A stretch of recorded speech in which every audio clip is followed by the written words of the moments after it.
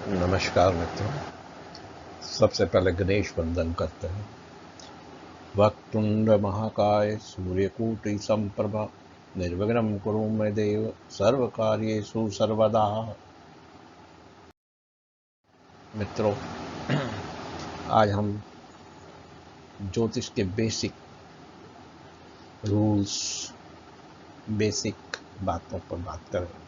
सर्वप्रथम हम भाव पे बात करते हैं। कोई भी जन्म कुंडली बनाने के लिए 12 भाव होते हैं। 1 से लेकर 12 तक जो अंक दिए जाते हैं उनको हम 12 भाव कहते हैं। प्रथम भाव, द्वितीय भाव, तृतीय भाव, चतुर्थ भाव, पंचम भाव, षष्ठम भाव, सप्तम भाव, अष्टम भाव, नवम भाव, दसम भाव, एकादश भाव और द्वादश भाव कहते हैं। इन 12 भावों को कुंडली में 12 विभागों में बांटा गया है। इन सभी भावों के अपने कुछ निश्चित कारक होते हैं। जैसे लगन, हम जिसको प्रथम भाव भी कहते हैं, उसका कारक सूर्य है। द्वितीय भाव धन का है, उसका कारक बृहस्पति है।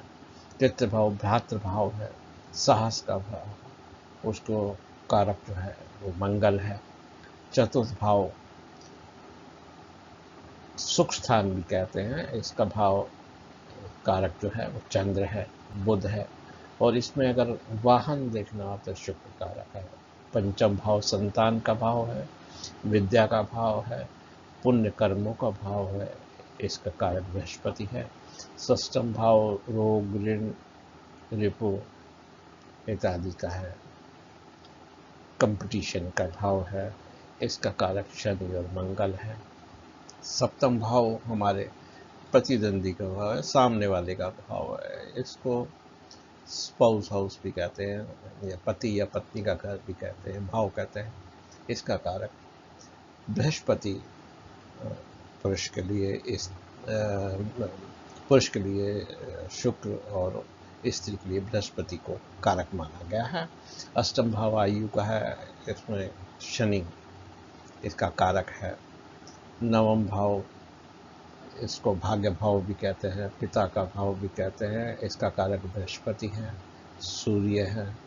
दसम भाव कर्म स्थान है, इसके जो मुख्य कारक हैं शनि, बुध और सूर्य हैं। 11वां भाव हमारा डिजायर्स का है, आय का है, सभी प्रकार के लाभों का है, इसका कारक बृहस्पति है।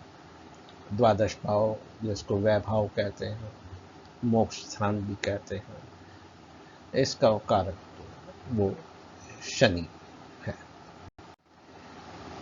अब इन कारकों के अनुसार जहाँ तक मैं समझता हूँ कि इसमें कुंडली देखने के लिए एक नियम ज्योतिष में पराशरी नियम है, भावात भाव। अपने भाव से जितने आगे स्थान में बैठा हो, जैसे सूर्य लगन का कारक है, तो वो कुंडली में जिस भाव में बैठा है लगन से गिनने पर वो जितने भाव आता है उससे उतने आगे भाव पर उसको लिया जाएगा और उसके अनुसार उसकी प्रेडिक्शन की जाएगी। ऐसे ही इसके अंदर जैसे द्वितीय भाव है, धन का देखना हो तो धनाधर्म दूसरे भाव का कारक, यहाँ पे हम स्वामी भी ले सकते हैं। स्वामी तृतीय भाव में हो तो उसमें देखा जाता है कि भाई उसके फाइनेंशियल स्टेटस कैसा रहेगा, कुटुंब का कैसा रहेगा। भ्रातृ भाव तृतीय भाव, तृतीय से तृतीय यानी कि पंचम भाव। इस प्रकार हम इस सभी 12 भावों को हम इसमें डिफाइन कर सकते हैं। कुंडली देखने के लिए भवात भावों का नियम लगा सकते हैं। फिर एक चीज और होती है इसके अंदर, वह है कि भाव के अनुसार सूर्य जिस भाव में हो उसका उपाय करने के लिए गायत्री मंत्र जो है वो बहुत ही उत्तम है, सर्वश्रेष्ठ है। क्योंकि सूर्य जो है आत्मा है और सूर्य का जो मंत्र है वो गायत्री मंत्र है। अगर प्रथम भाव में सूर्य है तो सूर्य गायत्री करनी चाहिए। दसम स्थान में सूर्य हो तो विष्णु गायत्री, सप्तम स्थान में हो तो शिव गायत्री, और चतुर्थ स्थान में हो तो काली गायत्री या माँ गायत्री, जो भी अपनी देवी हो उसकी गायत्री करनी चाहिए।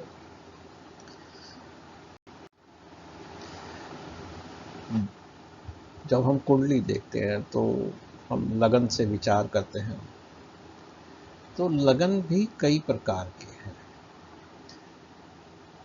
जनरली हम सामान्य रूप से हम जन्म लगन लेते हैं, जो जिस समय पूर्व क्षितिज के ऊपर जो राशि उदित होती है उसको लगन मानते हैं। लेकिन हमें कुंडली देखने के लिए जन्म लगन, चंद्र लगन और सूर्य लगन को भी देखना चाहिए। इसको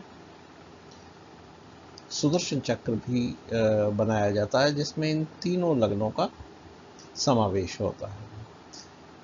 इसके अतिरिक्त होरा लगन होता है, घटी लगन होता है, आरूढ़ लगन होता है, भाव लगन है, वृंदा लगन है, प्राणपद लगन है, घटी लगन है, इंदु लगन है जो धन के लिए देखा जाता है, कारकमश लगन है, श्री लगन है, आदि आदि। इस प्रकार से लगनों को अलग अलग चीज देखने के अलग अलग तरीके से बनाया गया है। हम जो 12 भाव में, इनमें 12 राशियां होती हैं, 12 भाग में विभाजित किया गया है। 12 राशियां आप सभी को मालूम है। मेष से शुरू होकर के मीन पर्यंत तक ये रहती हैं।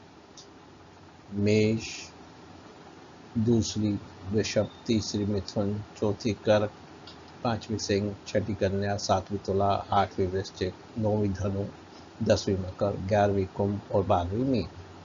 ये लगन के अनुसार राशियां बदलती रहती है। ये नहीं है, आप जब कुंडली बनाते हैं तो आपको जो क्षितिज पहली राशि होगी वही उदित मानी जाएगी। इन राशियों का जो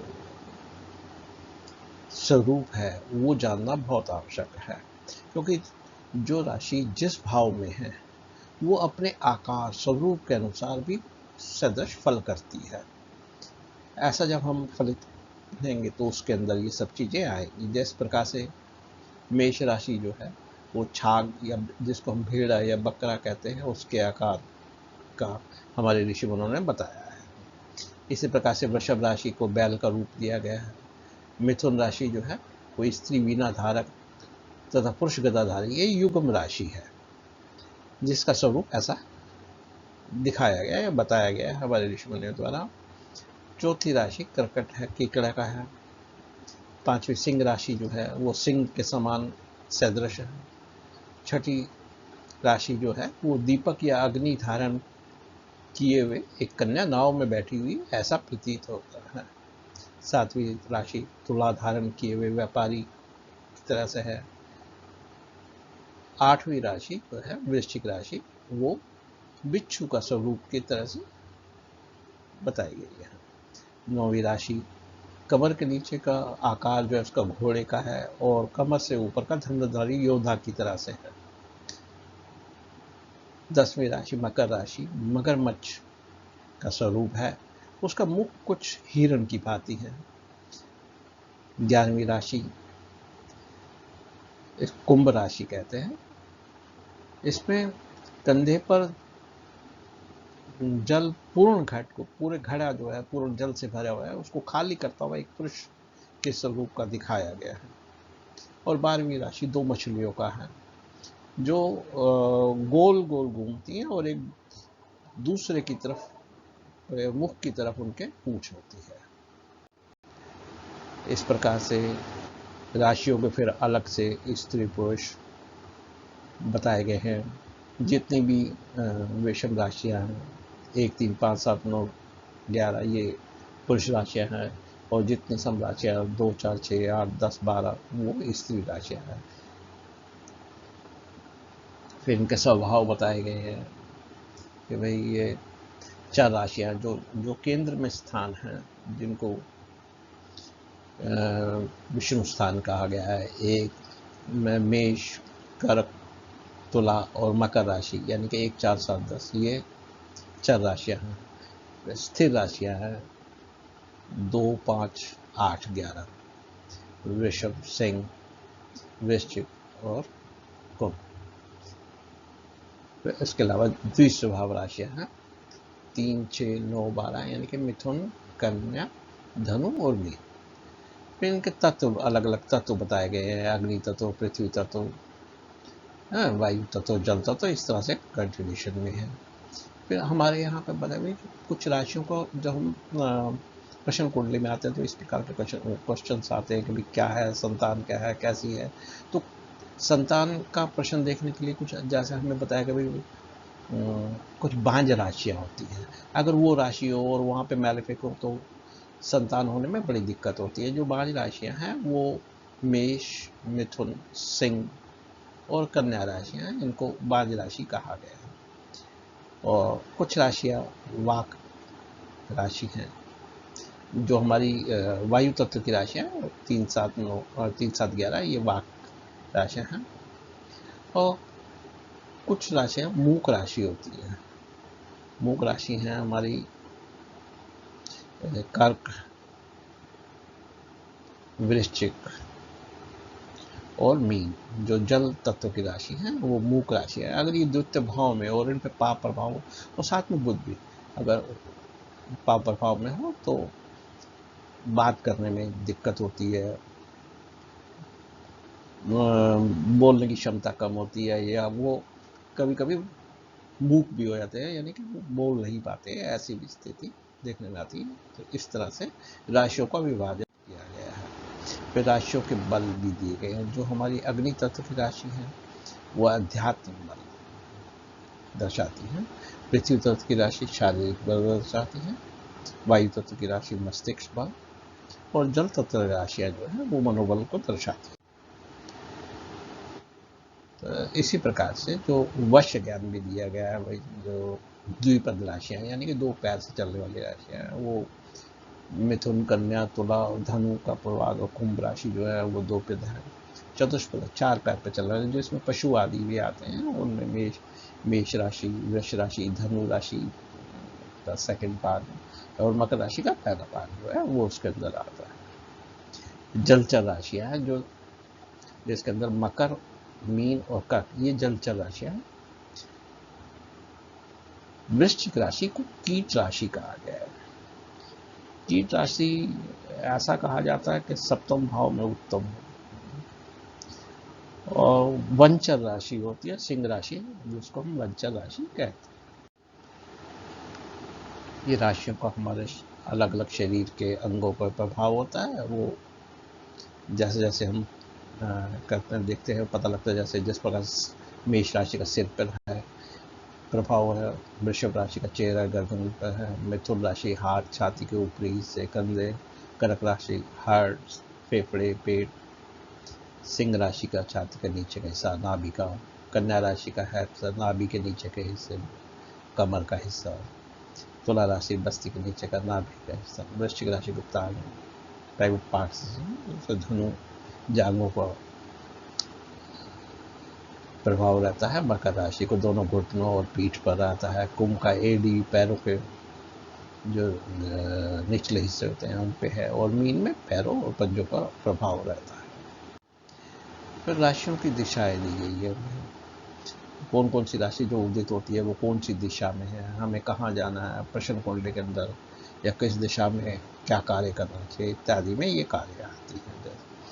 तो ईशान राशि, ईशान कोण जो है उसके लिए गुरु है, पूर्व में सूर्य है,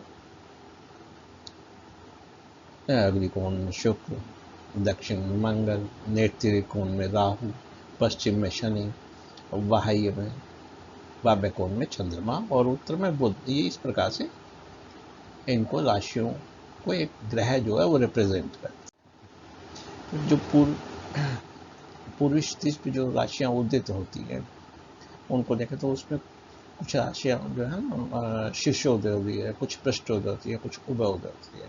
शीर्षोदय जो शीर्ष से उदय होती है वो राशियां हैं, जैसे मिथुन, सिंह, कन्या, तुला, वृश्चिक और कुंभ, उनका जो उदय होता है ईस्ट होरिजन पर वो शीर्षोदय होता है, सिर से होता है। और पृष्ठोदय होती है जो पीठ से उदित होती है वो राशियां हैं मेष, वृषभ, कर्क, धनु और मकर। उभयोदय जो पीठ और शीर्ष एक साथ जिसका नजर आता है उधर होता है वो मीन राशि। फिर राशियां जो हैं वो अपने अपने स्थान बल भी उनके अपने रहते हैं। जैसे सप्तम भाव में कीट राशि, लगन में नर राशियां बलवान होती हैं। चतुर्थ भाव में जल राशि, दशम भाव में चतुष्पद राशियां बलवान कही गई हैं।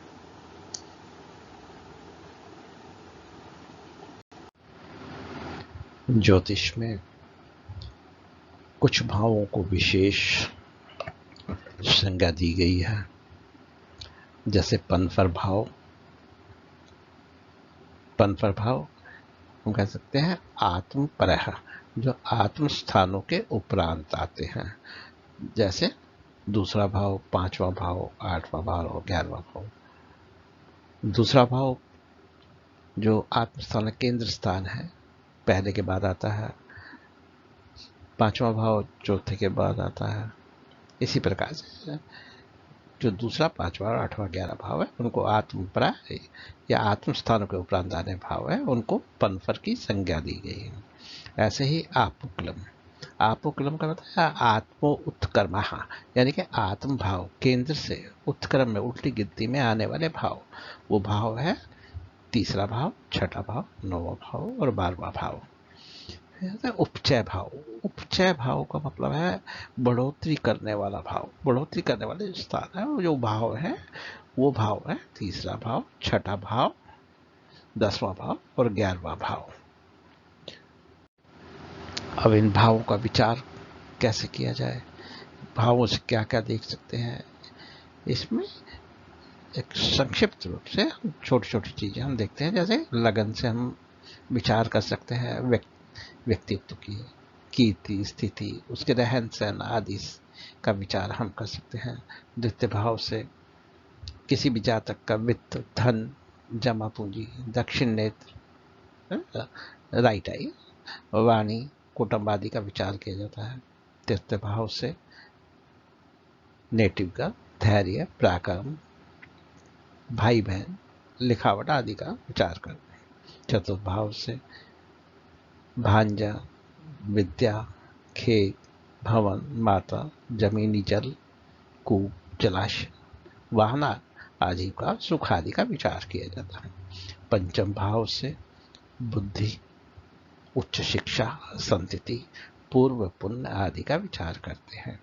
षष्ठम भाव जिसको रोग, ऋण और रिपु का नाम दिया गया है, उससे हम शत्रु का विचार कर सकते हैं। घाव, व्याधि, जो चोट आदि लग जाती है, ऋण, प्रतियोगिता आदि का विचार हम करते हैं। सप्तम भाव, सप्तम भाव को अस्त भाव भी कहते हैं। इससे पत्नी का यानी कि स्पॉस, पति या पत्नी, स्पॉस, दूसरी संतान, नानी आदि का विचार करते हैं। अष्टम भाव, इससे हम मृत्यु, चोरी, डकैती आदि से होने वाली हानि का आंकलन करते हैं। अपहरण, जेब कटना, संकट, वन, समुद्री यात्रा, जोखिम भरे कार्य आदि का विचार हम अष्टम भाव से करते हैं। नवम भाव, नवम भाव से हम गुरुजनों का विचार करते हैं। पुण्य कर्म का भाव है, भाग्य सिद्धि का भाव है, औषधि और उच्च शिक्षा आदि का इससे विचार किया जाता है। तो दसम भाव कर्म स्थान जिसको हम कहते हैं, इसको नभ और व्योम भी कहते हैं। तो इससे हम अपने कर्म, उपाधि, प्रशंसा, सम्मान, राजनीतिक सफलता, प्रशासनिक पद, व्यापार आदि का विचार इससे करते हैं। एकादश भाव, एकादश भाव से हम सभी प्रकार के लाभ जो हमें प्राप्त होते हैं जीवन, उनका आकलन किया जाता है। जैसे बड़े भाई बहन, पिता के छोटे भाई बहन आदि का विचार करते हैं। द्वादश भाव, द्वादश भाव जिसको हम वैभाव कहते हैं, इससे शरीर की हानि, धन की हानि, दंड, कारावास जिसको हम कहते हैं, बंधन, न्याय की रहस्य इत्यादि, दान, निवेश, अस्पताल आदि का विचार द्वादश भाव से किया जाता है।